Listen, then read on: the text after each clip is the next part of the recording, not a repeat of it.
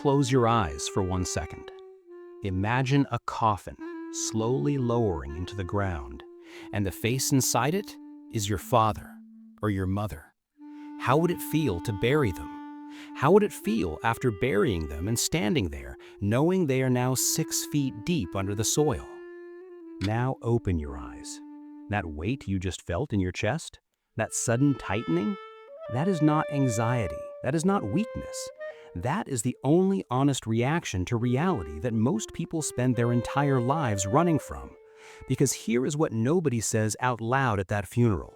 Not the priest, not the family, not the friend who squeezes your shoulder and says he lived a good life.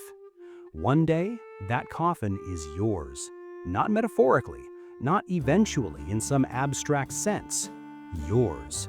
Your name, your face, your body, returned to the earth that never asked permission to make you in the first place.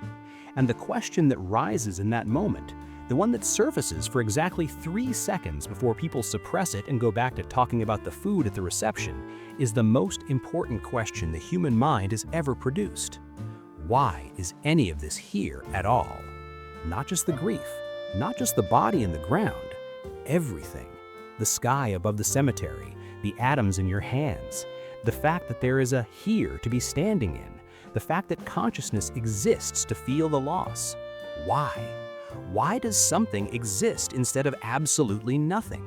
And more terrifyingly, because this is the part people never get to, why does it exist like this? Why you? Why now? Why this specific arrangement of love and loss and time and matter out of all the infinite configurations that a universe without beginning or end could have produced? That question has no comfortable answer. And tonight, don't look away from it. A coffin slowly descending into the earth tends to silence every useless argument about life. In that moment, as the soil falls onto the wood and the people around you go quiet, something invades the mind. Not just sadness, something deeper, something that feels almost physical, a vertigo in the chest, a sudden loosening of the ground beneath everything you think you know. You look at the person beside you, you think, one day someone will stand here for me, and then they will stand here for themselves, and then there will be no one left who remembers that either of us existed at all. 3 generations, that is roughly how long a human being is remembered. Your great-grandchildren, if you have them, will know your name. Their children will not. In 150 years, you will be biologically erased from the memory of every living person on Earth. Not forgotten in the poetic sense, gone, as if you never happened. And this is not the worst part. The worst part is that the universe does not notice. It does not slow down. Galaxies continue their billion-year collisions in absolute silence. Stars continue to explode into supernovas that could swallow entire solar systems in regions of space so distant that the light from those explosions will reach Earth long after the sun itself is dead. The planet continues turning. The morning still comes. Everything you have ever loved will be reduced to cold matter, dispersed across a universe trending steadily toward maximum entropy. Physicists call this the heat death of everything, a final state of such perfect stillness that not even time will meaningfully pass. No events, no change, no difference between one moment and the next. Physicists call this the inevitable end of all things. Most people call it Tuesday and go back to their phones. But here is what makes this genuinely unbearable, the thing almost nobody says aloud. You have felt this before, not at a funeral, in a completely ordinary moment, on a Tuesday afternoon when nothing was wrong, in a silent room with no particular crisis, in the middle of dinner, or while driving, or just before sleep. A sudden, sourceless, nauseating awareness that all of this is here, that you are here, that none of it was asked for, and that you have no idea what any of it means. Most people suppress that feeling within seconds. They call it anxiety. They call it being tired. They scroll. They eat something, they turn on a show, they do anything at all to escape the 30 seconds of genuine confrontation with reality that the feeling was offering them. Because finishing that feeling requires something most people are not prepared to do.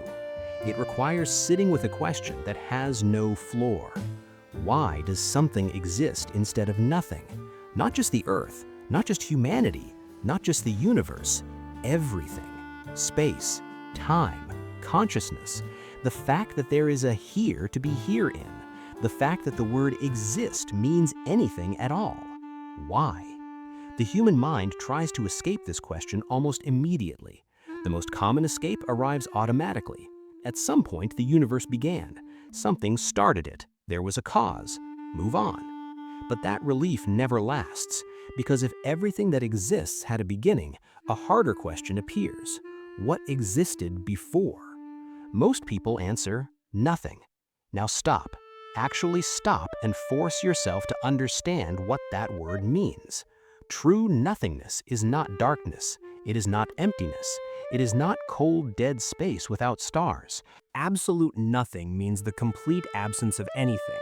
No matter, no energy, no space, no time, no physical laws, no possibility, no where, no when, no before, no potential for anything to change or begin or happen. Not even a place where something could theoretically occur. Nothing. Absolute, total, unconditional absence. And now the question hits with its full weight. If there was once truly nothing, if nothing is the default state of reality, then how did something begin? Nothing cannot produce something. That is not a religious claim, it is a logical one. Zero cannot spontaneously become one. An empty stage cannot put on a play. A silence that has never been broken cannot suddenly produce music. If nothingness was ever the complete and total state of everything, then there was no force, no law, no mechanism, no possibility available to change that state. So either something came from nothing, which violates every principle of logic and physics humanity has ever developed, or nothing was never the starting point. One of these two options must be true. Neither one is comfortable. Here is the darkest version of this problem, the one philosophers write about in footnotes, the one physicists mention once in an interview and then never again, the one that sits at the absolute bottom of this question like a stone you can feel but cannot see. If something cannot come from nothing, if logic forbids it, then something must have always existed. Not existed for a very long time, not existed since the Big Bang. Always, without beginning, without cause, without explanation. Simply here, permanent, necessary, impossible to remove. And that thing, whatever it is, did not choose to exist. It could not choose. There was no moment before it where a choice was available. It simply is, in the most absolute and unconditional sense of that word. Now ask yourself, what is it like to be a thing that exists necessarily, permanently, without having chosen to, without the possibility of ever not existing? You cannot answer that question, not because you lack information, but because the question exceeds the boundaries of what human consciousness is built to process. And yet, you are made of it. Whatever that permanent, uncaused, necessary something is, you are a temporary arrangement of it. You are reality briefly organized into a shape that can ask questions about itself. That should make you feel something. Something between awe and terror, something that does not have a name in any language currently spoken on Earth. It was exactly this impasse that stopped Parmenides in his tracks more than 2,000 years ago. While other philosophers were trying to understand the physical world, he attacked a more radical problem. His conclusion sounds almost aggressive. Non-being is not. The sentence is short, the logic behind it is brutal. To speak about nothing requires language. To think about nothing requires thought. In the precise moment that you attempt to discuss or conceive of nothing, something has already happened. You cannot think nothing without producing a thought. You cannot name nothing without producing a name. The concept destroys itself every time you try to use it. Therefore, Parmenides argued, nothing simply cannot exist. Not as a prior state of reality, not as a potential alternative to the universe. Nothing is a grammatical convenience, not a metaphysical reality. Aristotle deepened the argument centuries later. Total emptiness was not just rare or unusual, it was logically incoherent with the nature of reality itself. Then in the 20th century, Martin Heidegger brought the problem back to the center of philosophical thought with what many consider the deepest question the human mind has ever produced. Why is there being instead of nothing? Heidegger was not merely curious about cosmic origins, he was pointing at something more disturbing. Existence itself is strange. There is no obvious reason why there is something rather than nothing. Everything could simply not be here. The universe is not required by any external law. Consciousness is not mandatory. You are not necessary. And yet, here we are. Here you are. Against all visible necessity, something exists. The more seriously you try to visualize absolute nothingness, the more clearly you feel the limit of your own mind.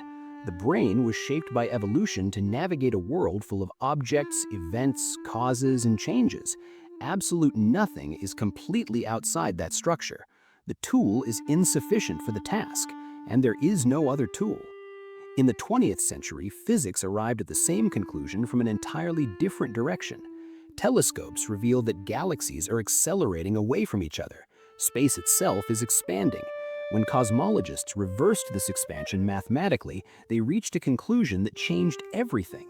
The entire observable universe appears to have been, in an extremely remote past, compressed into a state of unimaginable density and temperature. Not an explosion inside space. Space itself emerged. Time itself began. Stephen Hawking put it simply, time had a beginning in the Big Bang, which means that asking what happened before the Big Bang is like asking what is north of the North Pole. The question uses a direction, before, that assumes the existence of time. Without time, the word before means nothing. But science did not stop there. Some physicists proposed that a universe can arise from nothing. This generated immediate controversy, and the controversy revealed something important, because the nothing used in physics is not the nothing of philosophy.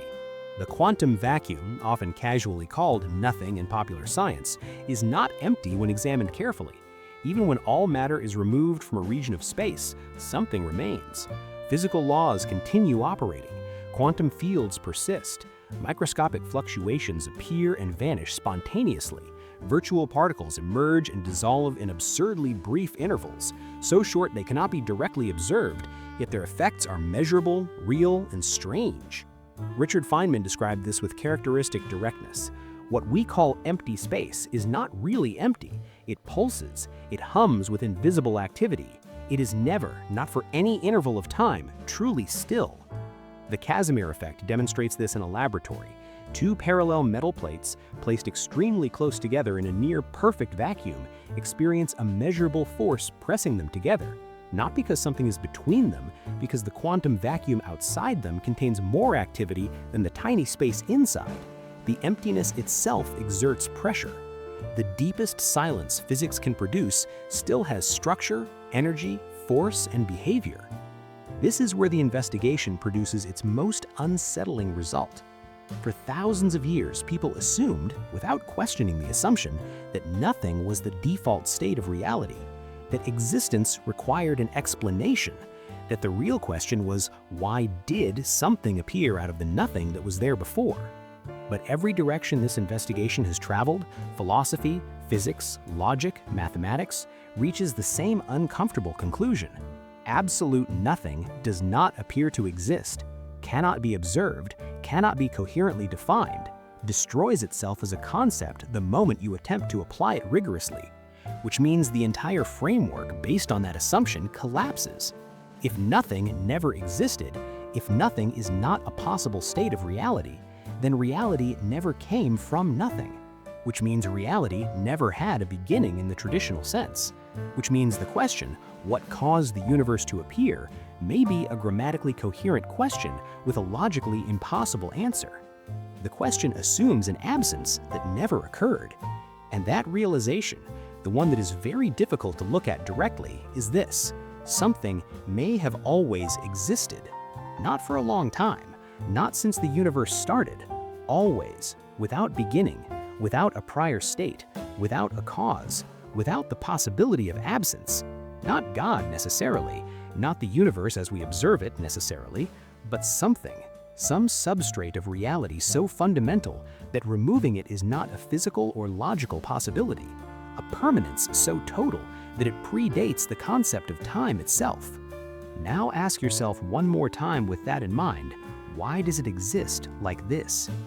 There is a parallel universe to this question, and it lives not in physics, but in the human body. Most people carry this question inside them without ever naming it. It arrives not as an intellectual puzzle, but as a feeling, a specific kind of emotional weight that is impossible to describe accurately to another person. Someone loses a relationship, a parent dies, a decade of effort produces nothing visible, plans collapse, the architecture of a life that seemed solid reveals itself as provisional, and the sentence arrives, usually in private, usually at night, "I feel nothing." But that statement is almost never true. The person is not experiencing absence, they are experiencing a surplus of grief that has no target, of love that has no place to go, of hope that has become formless, of meaning that has lost its container. The word nothing is being used as a shelter, as a way of saying what is happening inside me right now is too large and too formless for me to hold, so I am calling it nothing because that is the only word large enough to contain it. Friedrich Nietzsche watched this psychological mechanism operating at the scale of an entire civilization in the 19th century. He saw the structures of meaning that had organized Western culture for 1,000 years beginning to loosen. And his warning was not that people would become atheists. His warning was that people would lose their direction without knowing why. God is dead. That phrase was never a celebration, it was an alarm. When the systems that provide meaning collapse, human beings do not automatically discover freedom. More often, they fall into something quieter and more corrosive, a suspicion that nothing genuinely matters, that effort is arbitrary, that all choices are equally meaningless, a gravity that pulls without announcing itself. Viktor Frankl encountered the same gravity at its most extreme. In Nazi concentration camps, conditions of starvation, forced labor, and daily death, he made a clinical observation that overturned every prior theory of human motivation. The people who survived, who maintained their dignity and their psychological coherence under conditions designed to destroy both, were not the strongest, not the most intelligent, not the most physically resilient. They were the people who had found something worth existing for, a person waiting for them, a work they had not finished, a meaning that extended beyond the immediate moment of suffering. And the people who collapsed, often within days of arrival, were not the weakest in any physical sense. They were the people for whom the collapse of their outer world had also collapsed their inner one. People for whom meaning had been entirely external, attached to status, to comfort, to the continuity of a life that no longer existed. Frankl's conclusion was not inspirational, it was clinical. He who has a why to live can bear almost any how. The absence of that why generates exactly what people describe when they say they feel empty. Not hunger, not physical pain, not absence of stimulus, a hollowness in the engine of living, the machinery running but pointed nowhere. Albert Camus named this collision the absurd, the confrontation between the human being's deep, unconditional, aching need for meaning and a universe that provides no automatic answer. He described it with a precision that has not been improved upon. The absurd is born from the confrontation between the human need and the unreasonable silence of the world. The silence of the world is not absence, it is deafeningly loud, with stars and gravity and time and force and matter in constant collision. But it does not explain itself. It does not justify itself. It does not provide a reason for its own existence, or for yours. It simply is, permanent, indifferent, and complete. And you, the only creature we know of who asks why, are left standing in that silence, asking the question and receiving only the echo of your own voice returning. Here is the part nobody says at the funeral. The discomfort you feel when you look at this directly is not weakness, it is honesty. It is the appropriate emotional response to genuine reality. Most people will never finish this question, not because they lack intelligence, because finishing it requires the one thing that modern life is almost perfectly designed to prevent, the willingness to sit with radical uncertainty without reaching for a distraction, to hold a question that has no floor and not flinch away from the depth. The person who looks at the night sky and feels that vertigo, that sudden, sourceless, nauseating awareness that all of this is here, that it has always been here in some form, that it will continue to be here after every trace of human existence is gone, and that none of it has provided any explanation of itself. That person is not broken. They are not anxious. They are not in need of reassurance or medication or distraction. They are seeing clearly. And that clarity is rare enough that most people will go their entire lives without it. 3 possibilities emerge from the edge of this investigation. 3 places the question can go. The first, absolute nothing, is logically impossible. Not just unlikely, not just rare, impossible. The concept destroys itself. This does not require belief in any religion. It is a conclusion of strict logical analysis, arrived at independently by ancient philosophy, modern physics, and basic mathematics. If this is true, reality never had a beginning. Something has always existed. The question of origin dissolves. The second, the concept of beginning does not apply to reality at a fundamental level. Some cosmological models explore this seriously. The universe existing in cycles, emerging from prior states of reality itself. Stephen Hawking pointed here, asking what came before the beginning of time uses a grammatical direction that requires time to exist. Without time, the word is meaningless. The universe may not have begun any more than the surface of a sphere begins at the North Pole. The starting point is a feature of the map, not of the territory. The third, the problem may live partly inside the question itself. The human mind evolved to understand causes and effects within a universe that was already running when the brain arrived. Every cognitive tool we possess was shaped for navigating this reality. When we attempt to stand outside all of reality and ask where it came from, we may be applying a hammer to measure temperature. The tool is not wrong, it is simply the wrong tool for this task. Wittgenstein put it quietly and devastatingly. The limits of my language mean the limits of my world.